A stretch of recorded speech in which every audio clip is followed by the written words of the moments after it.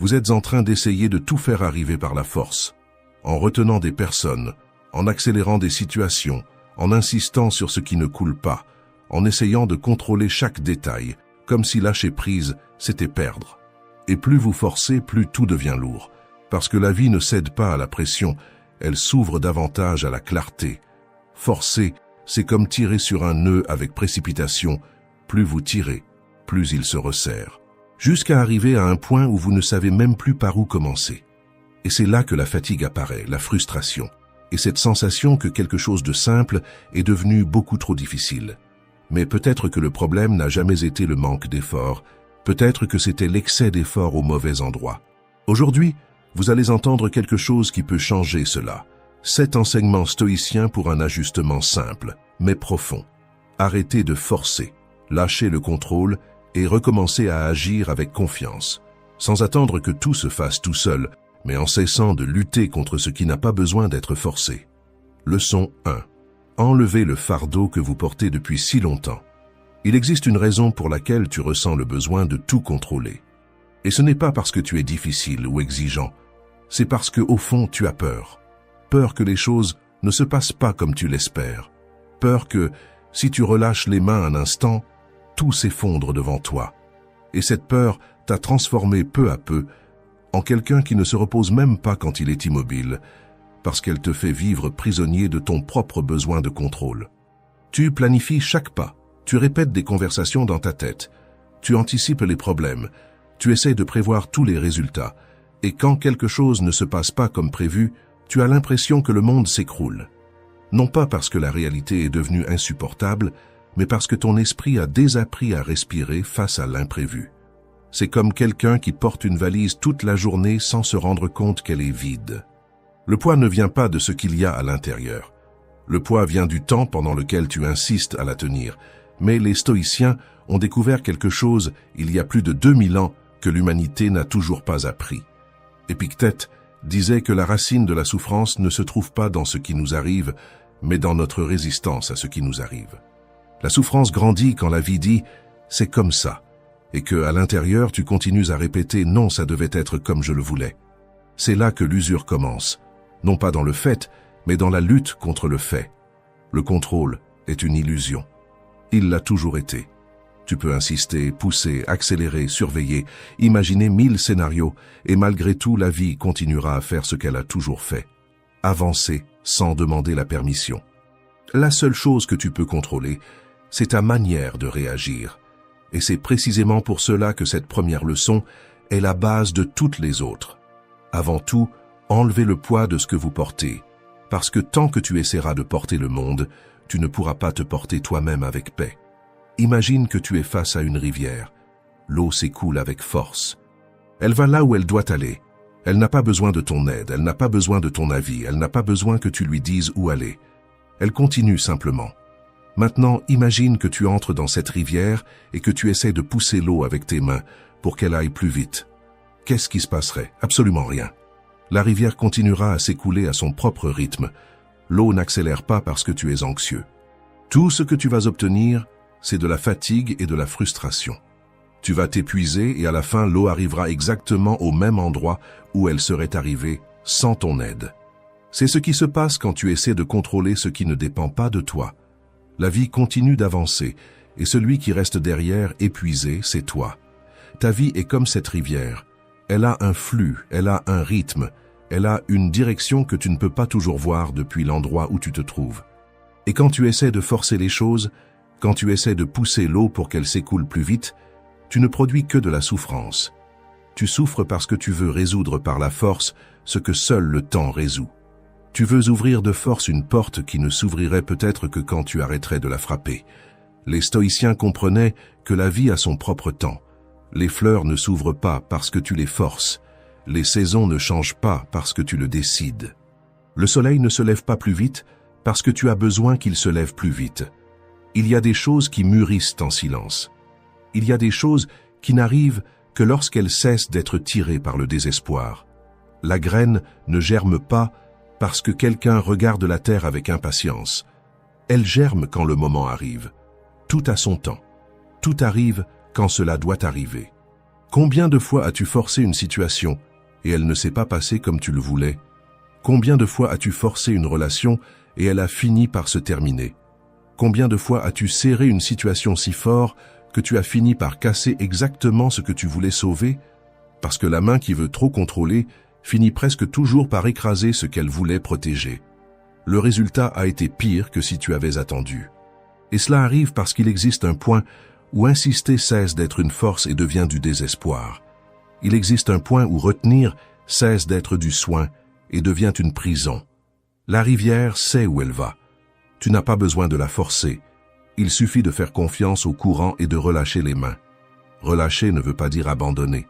Relâcher, c'est arrêter de lutter contre ce qui ne bouge pas à ton rythme. Relâcher, c'est comprendre que la paix ne consiste pas à tout faire t'obéir. C'est arrêter de tomber malade pour ce qui n'a jamais dépendu de toi. Alors retiens bien ceci, tout ce qui pèse n'a pas besoin d'être porté. Et très souvent, la première chose qui change ta vie n'est pas de mieux tenir, c'est enfin de lâcher. Leçon 2. Le piège de l'insistance. La deuxième leçon explique une ironie que presque tout le monde a déjà vécue, mais souvent sans comprendre pourquoi. Plus vous courez après certaines choses, plus elles s'éloignent. Pensez au sable sec dans la main. Quand vous serrez fort, il s'échappe entre les doigts. Mais quand vous relâchez la main, il reste. C'est ainsi pour beaucoup de choses dans la vie. Plus vous mettez d'anxiété sur quelque chose, moins il y a d'espace pour que cela arrive. Plus vous mettez du désespoir dans le désir, plus vous transformez ce que vous vouliez attirer en quelque chose qui commence à fuir. Pensez à un papillon. Si vous courez derrière lui en essayant de l'attraper, il s'envole. Plus vous accélérez le pas, plus vite il s'échappe. Mais si vous vous arrêtez, respirez, vous apaisez et cessez d'envahir son mouvement, tôt ou tard, le papillon vient et se pose sur votre épaule. Non pas parce qu'il a été forcé, mais parce qu'il ne se sent plus menacé. La vie bien souvent répond de la même manière. Plus vous mendiez l'approbation, plus elle s'éloigne. Plus vous forcez l'amour, plus il perd sa légèreté. Plus vous essayez d'arracher un résultat en criant, plus vous rencontrez de la résistance.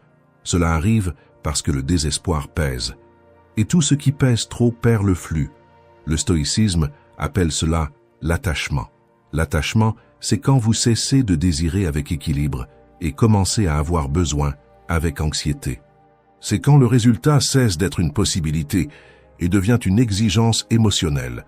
Et à l'instant où cela arrive, vous ne vivez plus avec liberté. Vous vivez avec votre paix attachée à une condition. Je n'irai bien que quand cela arrivera. Je ne me sentirai en paix que quand cette personne me répondra. Je ne me sentirai complet que quand j'obtiendrai cela. Vous voyez le danger. Vous prenez votre paix, vous la mettez entre les mains de quelque chose d'extérieur, et ensuite vous commencez à souffrir parce que cela n'obéit pas à votre temps. C'est exactement pour cela que ce que vous poursuivez s'enfuit. Non pas parce qu'il existe une magie cachée là-dedans, mais parce que l'esprit anxieux étouffe le processus, déforme la perception et transforme le désir en pression. Tous les philosophes anciens, chacun à leur manière, se sont approchés de cette même vérité. La souffrance ne naît pas seulement du manque, elle naît de l'esclavage intérieur créé par le besoin excessif. Il n'est pas mauvais de vouloir grandir. Il n'est pas mauvais de vouloir construire quelque chose de beau. Il n'est pas mauvais de vouloir aimer, vaincre, conquérir, accomplir. Le problème commence quand votre cœur dit « Sans cela, je ne peux pas rester entier ». Parce qu'alors vous cessez de marcher et commencez à courir. Et celui qui court tout le temps ne voit presque jamais le chemin. Vous avez déjà dû ressentir cela. Plus vous vouliez être remarqué, plus vous êtes devenu artificiel. Plus vous vouliez contrôler une situation, plus elle a perdu son axe. Plus vous essayez d'accélérer quelque chose, plus tout semblait se bloquer. C'est comme essayer de dormir de force. Plus vous ordonnez au corps de dormir maintenant, plus il reste éveillé. Le sommeil n'arrive que lorsque la tension diminue. Beaucoup de choses dans la vie obéissent à cette même logique silencieuse. Il existe une énorme différence entre intention et obsession. L'intention, c'est planter et prendre soin. L'obsession, c'est creuser la graine à chaque instant pour voir si elle a déjà poussé. Et chaque fois que vous creusez, vous gênez. Chaque fois que vous forcez, vous interrompez. Chaque fois que vous essayez d'arracher par la force ce qui ne mûrit qu'en son temps, vous vous éloignez de ce que vous vouliez recevoir. C'est pour cela que cette leçon ne vous apprend pas à abandonner. Elle vous apprend à ne pas écraser ce que vous désirez avec la force de votre peur. Ce n'est pas de la passivité. C'est une posture. Ce n'est pas croiser les bras. C'est lâcher l'urgence. Ce n'est pas abandonner le chemin. C'est cesser de marcher comme quelqu'un affamé de contrôle. Vous continuez à faire votre part. Vous continuez à agir. Vous continuez à construire. Vous continuez à avancer. Mais maintenant, sans cette fièvre intérieure qui dit que tout doit arriver à votre manière, à votre heure, à votre mesure. Vous échangez la crispation contre la présence. Vous échangez l'exigence contre la confiance. Vous échangez le désespoir contre la fermeté. Parce que celui qui est désespéré ne reçoit pas, il agrippe seulement. Et des mains qui ne savent qu'agripper ne sont jamais libres pour accueillir. Ce qui est destiné à être à vous n'a pas besoin de trouver un esprit en guerre pour arriver. Il a besoin de trouver de l'espace. Et c'est peut-être le point le plus beau de cette leçon. Bien souvent, la vie ne refuse pas. Elle attend simplement que vous arrêtiez de pousser. Alors, au lieu de poursuivre, soutenez. Au lieu de supplier, préparez-vous. Au lieu de courir après tout, devenez quelqu'un capable de recevoir ce qui vient. Parce que ce que vous poursuivez s'enfuit. Mais ce qui trouve en vous du calme, de l'espace et de la maturité, bien souvent reste. Ce qui est à vous n'a pas besoin d'être arraché au monde. Il a besoin d'être reçu. Et vous ne pouvez vraiment recevoir que lorsque votre cœur cesse de fermer les poings et apprend enfin à ouvrir les mains. Leçon 3. Tout retard n'est pas un échec. La troisième leçon touche à l'un des mensonges les plus dangereux de notre époque. L'idée que tout ce qui prend du temps est en train de mal tourner. Nous vivons à l'ère de la gratification instantanée. Des repas prêts en quelques minutes, des messages répondus immédiatement, des vidéos courtes, du plaisir rapide, une anxiété immédiate. Et peu à peu, nous avons été conditionnés à confondre vitesse et valeur. Et quand quelque chose n'arrive pas rapidement, nous pensons que quelque chose ne va pas, que ce n'est pas pour nous, que la vie est contre nous, comme si chaque attente était un rejet, comme si le temps nous punissait, insinuant que nous méritons moins que les autres. Mais les stoïciens nous ont enseigné exactement le contraire. Ils ont enseigné que ce qui a le plus de poids n'arrive presque jamais vite. Parce que les choses les plus précieuses de la vie ne naissent pas en surface, elles ont besoin de profondeur, et la profondeur exige du temps. Un arbre ne grandit pas en un jour. Il a besoin d'années de croissance, des racines qui s'enfoncent dans la terre avant de pouvoir soutenir les branches. D'abord, il grandit vers le bas, dans l'obscurité, en silence, là où personne ne l'applaudit. Ce n'est qu'ensuite qu'il apparaît. Un diamant ne se forme pas en une semaine. Il faut des millions d'années de pression pour qu'il devienne ce qu'il est. Un maître ne se forme pas en un cours. Il faut des décennies de pratique, d'erreurs et de patience. Un corps fort ne naît pas en une semaine d'entraînement. Un mariage solide ne naît pas d'une belle conversation. Tout ce qui porte du poids met du temps à apprendre à ne pas se briser. Alors pourquoi attendez-vous que votre vie se règle en un claquement de doigts? En un mois? Pourquoi êtes-vous si désespéré si cet emploi n'apparaît pas cette semaine? Pourquoi pensez-vous qu'il y a quelque chose qui ne va pas chez vous, parce que les choses ne se produisent pas au rythme que vous souhaitez? Depuis quand le temps est-il devenu une preuve d'échec? Depuis quand l'horloge a-t-elle plus d'autorité que le processus? Ce qui prend du temps n'est peut-être pas en retard, c'est peut-être en train de se renforcer. Peut-être que ce n'est pas à l'arrêt.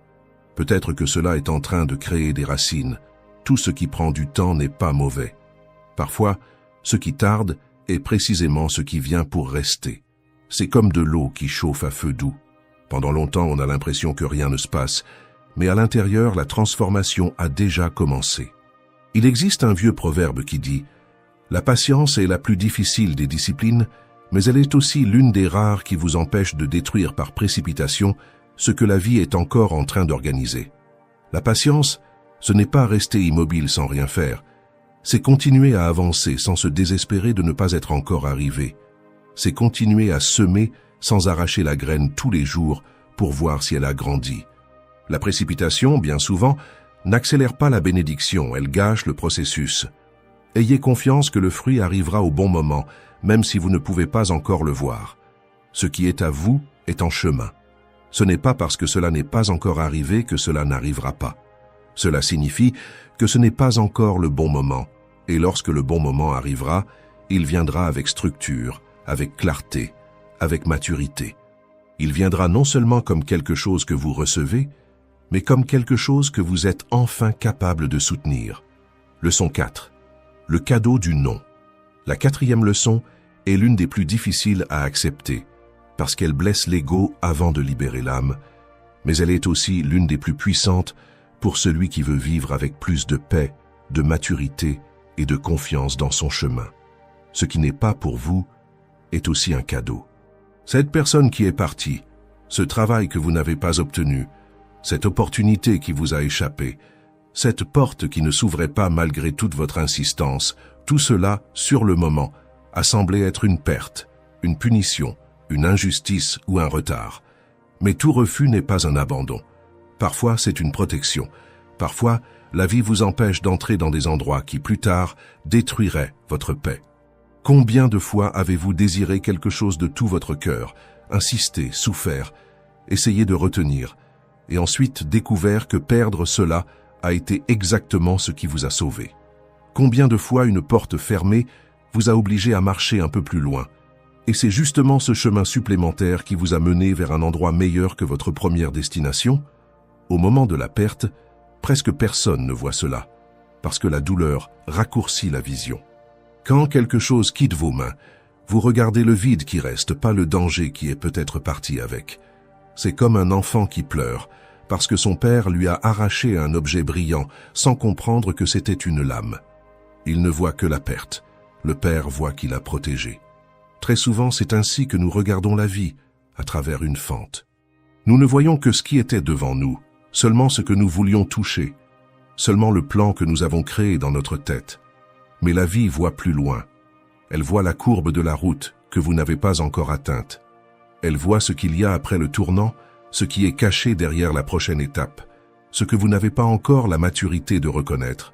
C'est pour cela que tout non ne signifie pas manque de mérite.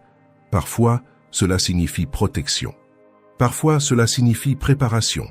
Parfois, cela signifie simplement qu'insister serait comme forcer une clé dans la mauvaise serrure. Vous n'ouvrez pas la porte, vous tordez seulement la clé et vous vous blessez la main. Ce qui n'est pas pour vous est aussi un cadeau. Parce qu'il y a des choses qui sortent de votre vie non pas pour vous diminuer, mais pour ne pas vous laisser vous arrêter dans un endroit plus petit que ce que votre destin exige.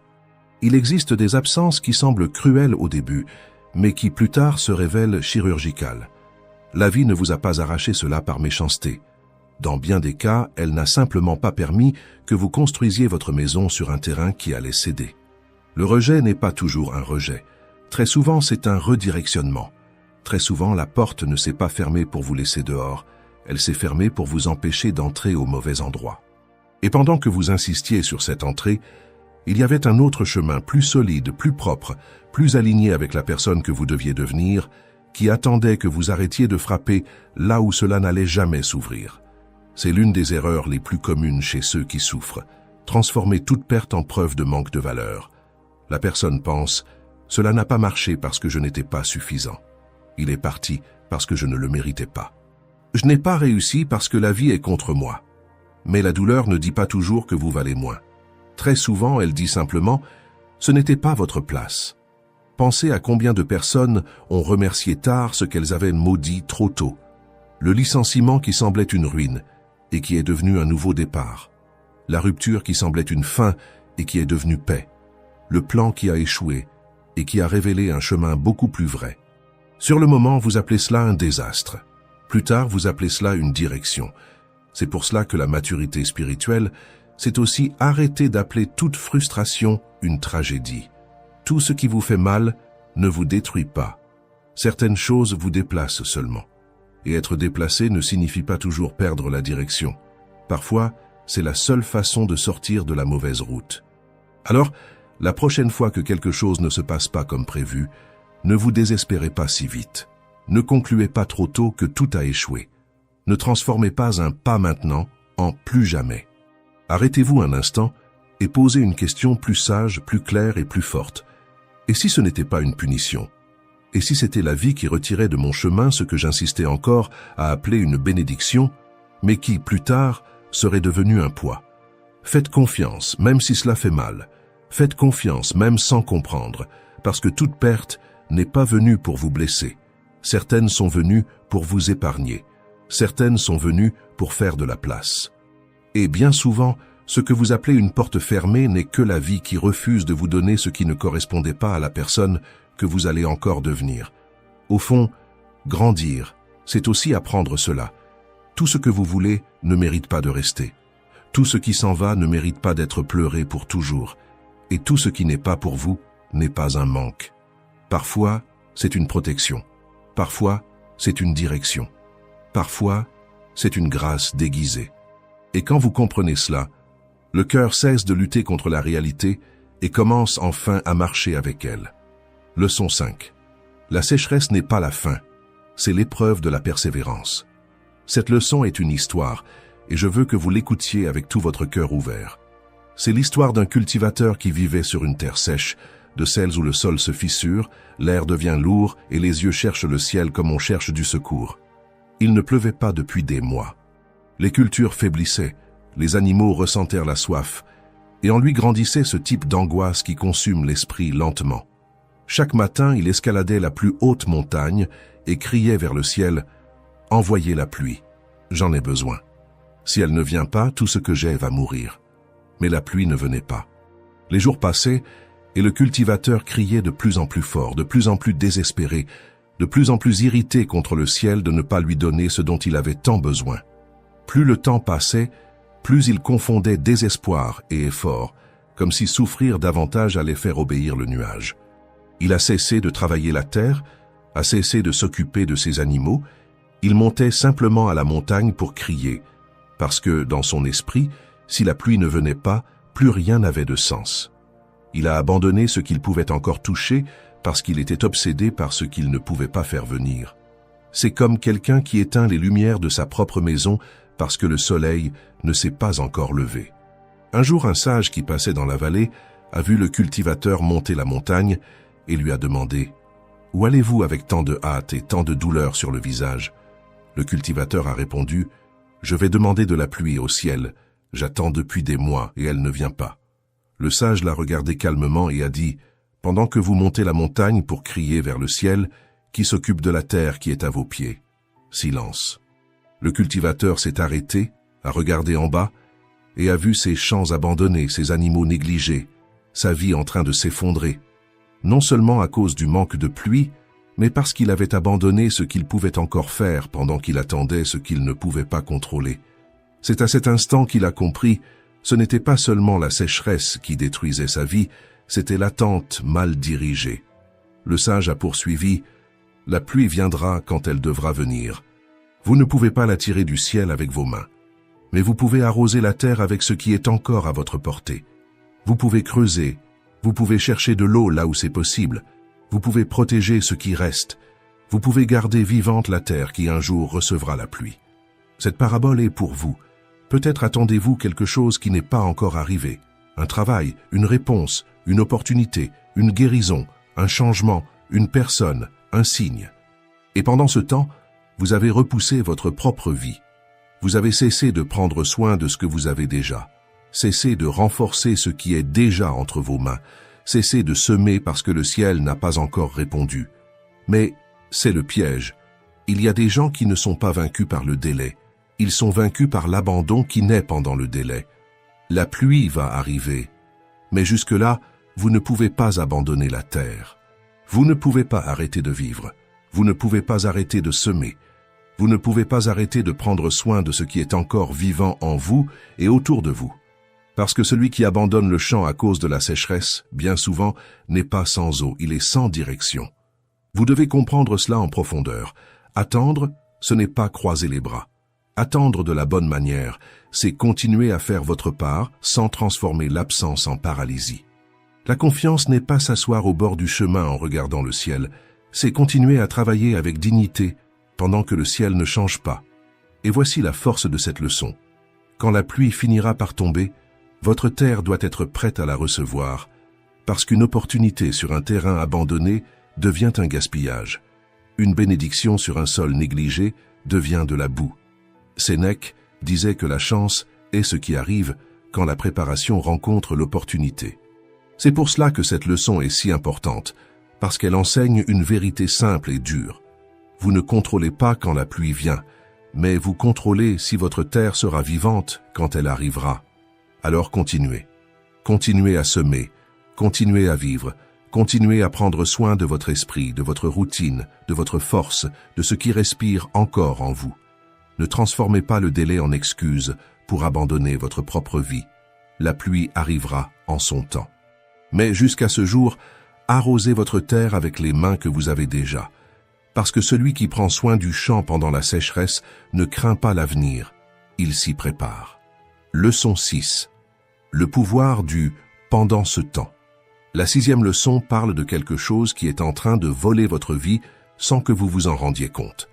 Pas avec du bruit, pas avec de la violence, mais avec l'habitude de tout remettre à plus tard.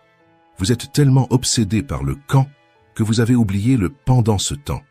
Quand ce travail va apparaître? Quand cette personne va apparaître? Quand ma situation va s'améliorer? Quand? Et pendant que vous interrogez le futur, le présent passe par la porte d'entrée sans être remarqué. Pendant que votre esprit vit dans le quand, votre vie se déroule dans le pendant ce temps, et vous n'êtes pas là pour la vivre. Votre corps est ici, mais votre attention est toujours quelques pas devant, comme quelqu'un qui traverse un pont en regardant seulement l'autre rive, et pour cela, ne voit pas la rivière, ne sent pas le vent, ne perçoit pas le chemin. Marc Aurèle a écrit quelque chose qui va droit au but. Concentre-toi sur le présent. Pour lui, le seul moment qui existe est celui-ci. Pas celui qui est à venir, pas celui qui est déjà passé. Celui-ci, le moment dans lequel vous êtes. Parce que le futur peut être imaginé, le passé peut être rappelé, mais la vie ne peut être touchée que maintenant. Tout le reste est une ombre de l'esprit. Seul le présent a une réalité concrète. Vivez le moment présent pendant que vous écoutez ma voix.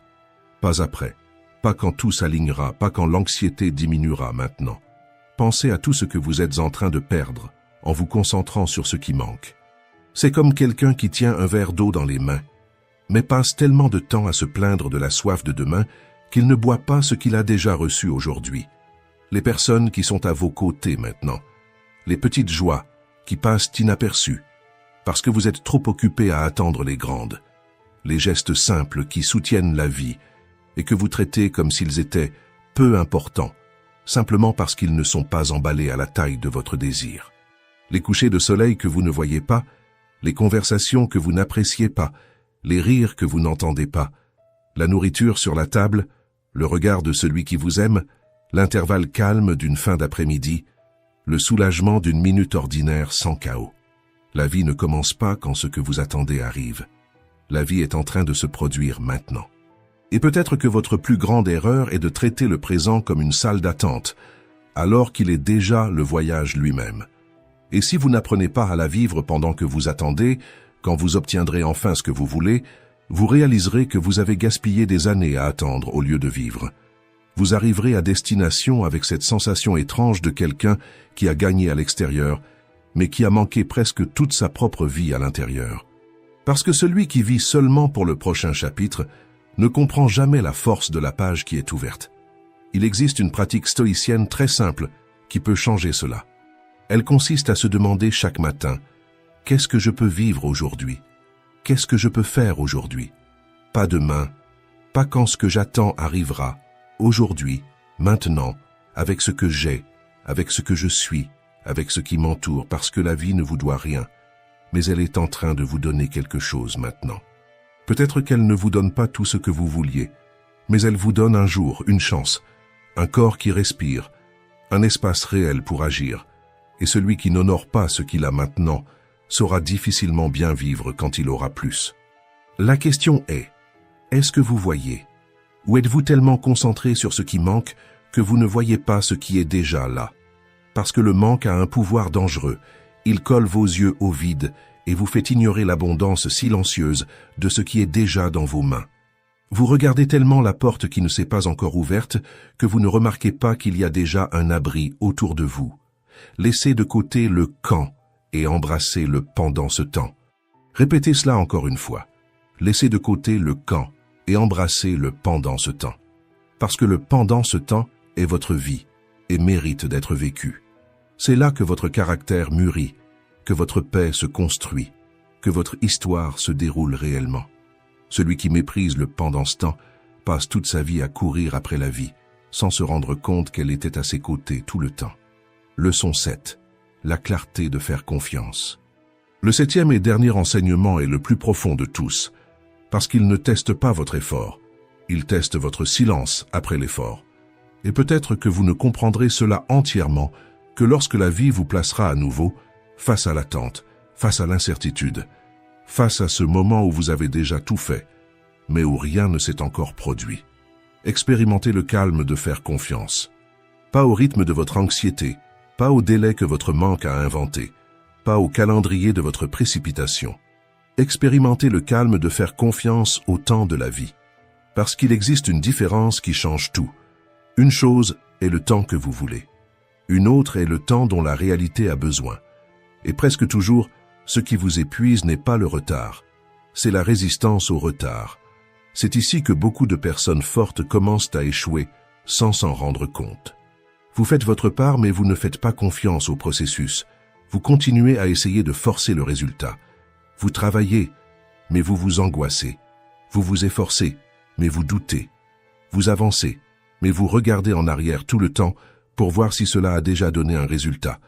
Et c'est comme courir en gardant le frein à main tirée. Vous avancez, mais vous vous détruisez dans le processus. Soyons directs. Après que l'action a été faite, insister sur le contrôle devient de l'usure. Le fruit ne mûrit pas parce que vous tirez sur la branche. Le soleil ne se lève pas plus tôt parce que vous êtes fatigué d'attendre. Et la vie ne s'accélère pas parce que vous souffrez. Le calme de faire confiance n'est pas s'arrêter. C'est continuer sans se ronger de l'intérieur.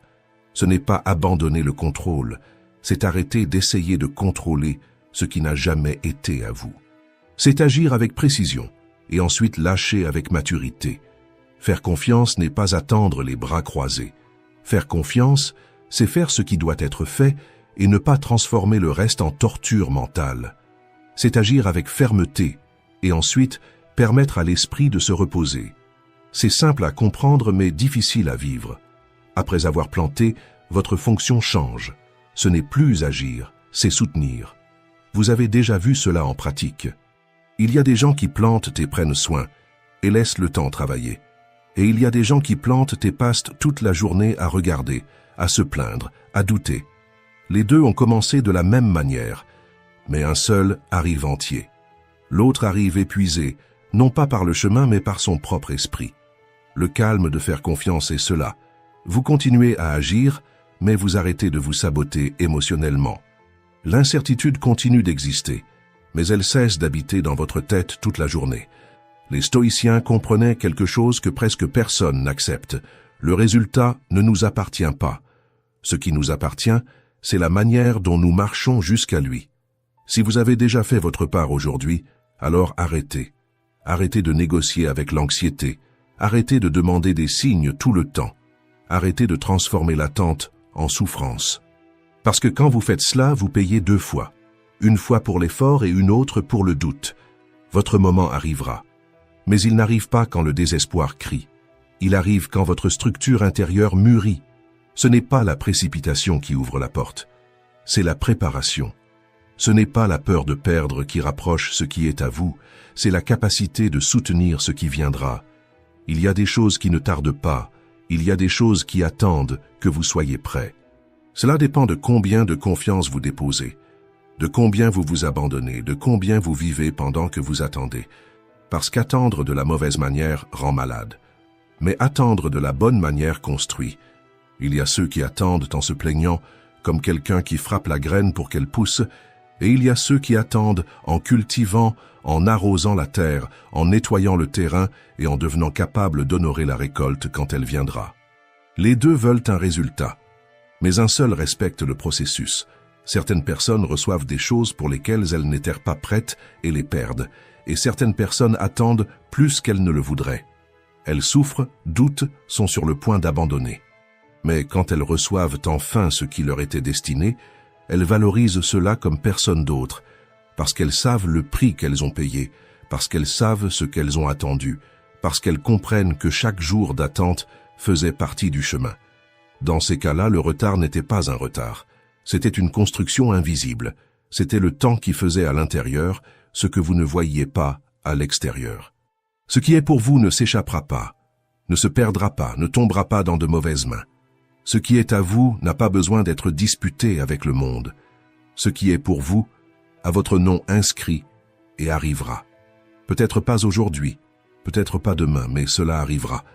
Et quand cela arrivera, vous ne serez plus désespéré, vous serez prêt.